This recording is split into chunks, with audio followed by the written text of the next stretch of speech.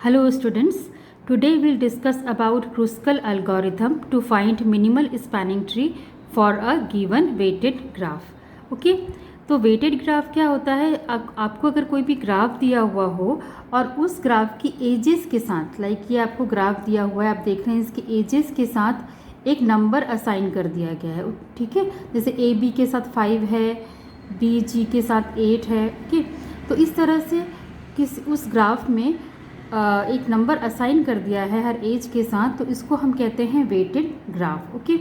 और ये जो नंबर है, ये नंबर डिस्टेंस को भी शो कर सकता है, ट्रांसपोर्टेशन कॉस्ट को भी शो कर सकता है, या किसी भी और पैरामीटर को ये शो कर सकता है, ओके। नेक्स्ट हम इसमें आया है स्पैनिंग ट्री, ओके। तो स्पैनिंग ट्री क्या होता है? किसी भी ग्राफ से अगर हम उसका एक सब ग्राफ ड्रॉ करते हैं, इस तरह का सब ग्राफ कि उस सब ग्राफ में उस ओरिजिनल ग्राफ के सारे वर्टिसेस, जितने भी वर्टेक्स ओरिजिनल ग्राफ में हैं, वो उस सब ग्राफ में भी इंक्लूड होने चाहिए, ओके।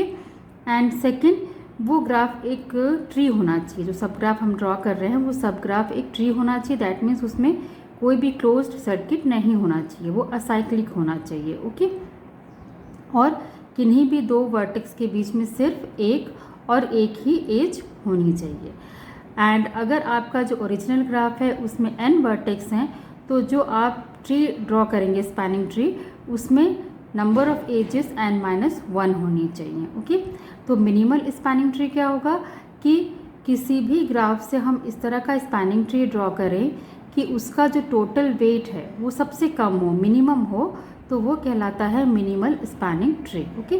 तो किसी भी वेटेड ग्राफ से मिनिमल स्पैनिंग ट्री ड्रॉ करने के लिए हम क्रुस्कल एल्गोरिथम फॉलो करते हैं। तो हम देखते हैं क्रुस्कल एल्गोरिथम क्या होता है और इसके वर्किंग रूल्स क्या हैं, ठीक है। तो steps: let G be a graph with n vertices and e weighted edges, then we can find the minimal spanning tree in following steps, okay. The first step is, first arrange the edges of G in increasing order of their weights, okay. तो सबसे पहले हम उस graph के जितनी भी edges हैं उनको उनके वेट के इंक्रीजिंग ऑर्डर में अरेंज कर लेते हैं, ओके। उसके बाद नेक्स्ट स्टेप है, select the edge of minimum weight and draw it. उसके बाद हम जो मिनिमम वेट का एज है उसे सेलेक्ट करते हैं और उसे ड्रॉ करते हैं, okay. Then next step is, then choose the next lowest weighted edge and draw it, okay. उसके बाद हम जो नेक्स्ट लोवेस्ट वेटेड एज होता है उसको ड्रॉ करते हैं, okay. And the next step is, continue this process until n-1 edges cover n vertices without making circuits, okay. और इस तरह से ही हम इस प्रोसेस को कंटिन्यू करते हैं। मीन्स हम अगला जो एज है उसे ड्रॉ करते जाते हैं, जो अगला लोवेस्ट वेट का एज है। बट इसमें हमको एक बात का ध्यान रखना है, क्योंकि हम ट्री ड्रॉ कर रहे हैं, इसीलिए इसमें कोई भी क्लोज सर्किट या साइकिल नहीं बनना चाहिए।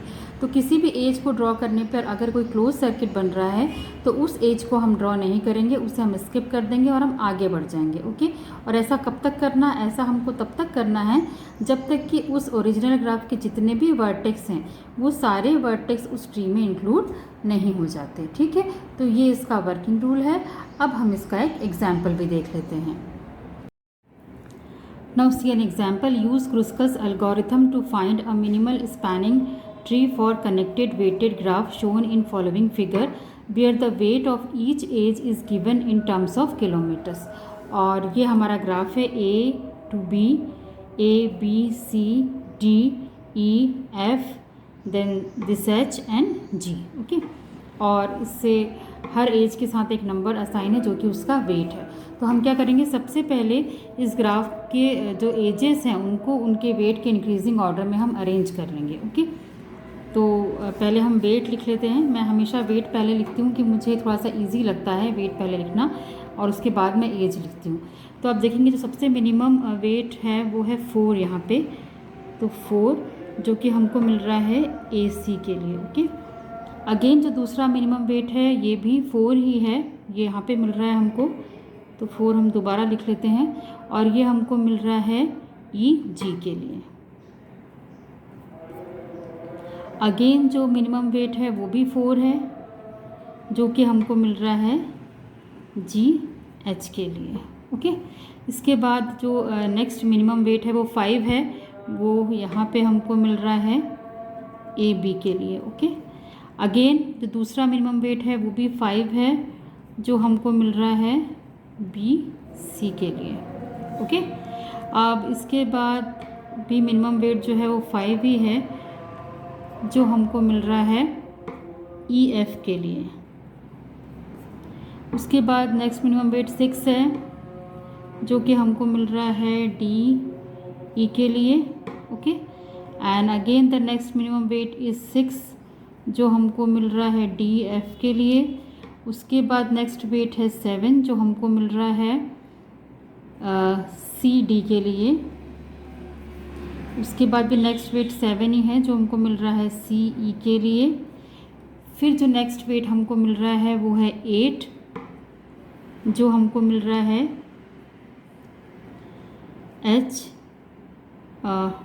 एफ एच के लिए। फिर जो अगेन मिनिमम वेट है वो भी 8 ही है, जो हमको मिल रहा है बी जी के लिए।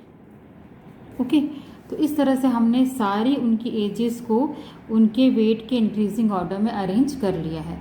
अब इसको हम ड्रॉ करना स्टार्ट करते हैं 1 बाय 1। ओके, तो सबसे पहले हम ए सी ड्रॉ करते हैं 4। ओके, तो ए सी यहाँ पर है, तो ये हो गया आपका ए सी। ओके, अब इसके बाद जो नेक्स्ट वेट है 4 मिल रहा है ई जी के लिए, तो ये हम ई जी यहाँ पे है, तो ये हम यहाँ पे ई जी ड्रॉ कर लेते हैं। ओके, नेक्स्ट है 4 जी एच के लिए। ओके, तो अब हम यहाँ पे जी एच ड्रॉ कर लेते हैं। ये 4 है, 4 एंड 4। ओके, अब इसके बाद नेक्स्ट वेट हमको ए बी के लिए मिल रहा है 5, तो अब हम ए बी ड्रॉ कर लेते हैं 5। नेक्स्ट वेट है अगेन 5 बी सी के लिए। ठीक है, बट यहाँ जैसे ही हम बी सी ड्रॉ करेंगे तो हमको एक क्लोज सर्किट मिलेगा, और क्लोज सर्किट हमको नहीं चाहिए, इसीलिए हम बी सी को ड्रॉ नहीं करेंगे, इसको हम स्किप कर देंगे। हम आगे बढ़ते हैं। अब 5 हमको मिल रहा है ई एफ के लिए, तो ई एफ हम ड्रॉ कर लेते हैं। ई एफ हमारा ये है। ओके, तो ये हमारा E F is like this, इसका भी वेट 5 है, तो ये ई एफ हमारा ड्रॉ हो गया। नेक्स्ट है हमारा 6 डी ई के लिए, तो अब हम डी ई ड्रॉ कर लेते हैं। इसका वेट है 6। ओके, अब इसके बाद नेक्स्ट वेट डी एफ के लिए है 6 है, पर जैसे हम डी एफ ड्रॉ करेंगे एक क्लोज सर्किट बन जाएगा, इसलिए हम डी एफ ड्रॉ नहीं करेंगे, इसको हम स्किप कर देंगे। अब नेक्स्ट 7 मिल रहा है सी डी के लिए, तो हम सी डी ड्रॉ कर लेते हैं। ये सी डी को हमने ज्वाइन कर दिया, ये 7 हो गया। अगेन 7 मिल रहा है सी ई के लिए, बट सेम प्रॉब्लम हियर, अगर हम सी ई को ज्वाइन करते हैं तो हमको क्लोज सर्किट मिलेगा, जो हमको नहीं चाहिए। ओके, क्योंकि हम ट्री ड्रॉ कर रहे हैं, इसलिए हम सी को भी स्किप कर देंगे। नेक्स्ट है 8 एफ एच के लिए।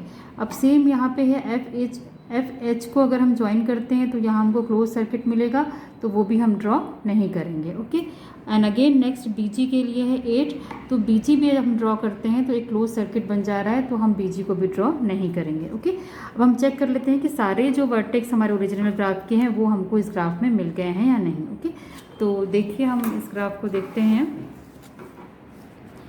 ए B C D E F G H. Okay, तो सारे वर्टेक्स हमको यहाँ पे मिल चुके हैं, तो ये हमारा जो स्पैनिंग ट्री है ये ड्रॉ हो चुका है, मिनिमल स्पैनिंग ट्री, क्योंकि इसमें कोई भी क्लोज सर्किट नहीं है, साइक्लिक है। और इसमें हम देख रहे हैं टोटल हमारे पास कितने वर्टेक्स हैं, 1 2 3 4 5 6 7 8 वर्टेक्स हैं। तो जो नंबर ऑफ एजेस हैं वो n-1, दैट मीन्स 7 होनी चाहिए। तो भी हम देख लेते हैं 1 2 3 4 5 6 7 एजेस हमारे पास हैं। ठीक है, तो ये हमारा मिनिमल स्पैनिंग ट्री ड्रॉ हो चुका है, और इसका जो शॉर्टेस्ट डिस्टेंस है वो भी हम यहाँ पे मेजर कर सकते हैं। ओके, तो शॉर्टेस्ट डिस्टेंस क्या हो जाएगा, दिस 5 + 4 + 7 + 6 + 5 + 4 + 4। ओके, सो 5 + 4 + 7 + 6 + 5 + 4 + 4। और ये हमारा आ रहा है 35 किलोमीटर्स, क्योंकि जो यहाँ पे एजेस हैं वो किलोमीटर्स को शो कर रहे हैं, ये ऑलरेडी हमारे क्वेश्चन में दिया हुआ था। तो ये एक मिनिमल स्पैनिंग ट्री हमारा दिए हुए ग्राफ का क्रुस्कल एल्गोरिथम से ड्रॉ हो चुका है।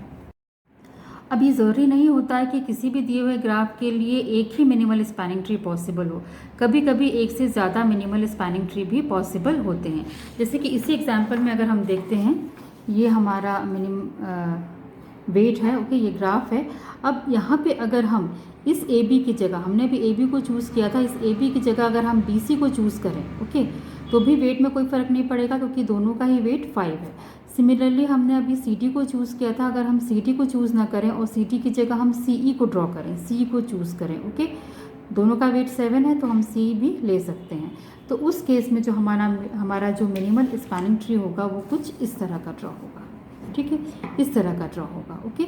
यहाँ पे हमने ए बी की जगह बी सी को चूज़ किया है और हमने सी डी की जगह सी ई को चूज़ किया है, ओके, क्योंकि वेट दोनों का सेम था, ए बी और बी सी का, एंड सिमिलरली सी ई और सी डी का, तो इसके शॉर्टेस्ट वेट में तो कोई फ़र्क नहीं पड़ेगा, शॉर्टेस्ट वेट उतना ही रहेगा। तो ये भी एक इसका मिनिमल स्पैनिंग ट्री है। तो किसी भी ग्राफ के लिए एक से ज़्यादा मिनिमल स्पैनिंग ट्री भी पॉसिबल होते हैं, okay. So I hope this lecture was useful for you. So please like, share and subscribe my channel. Thank you.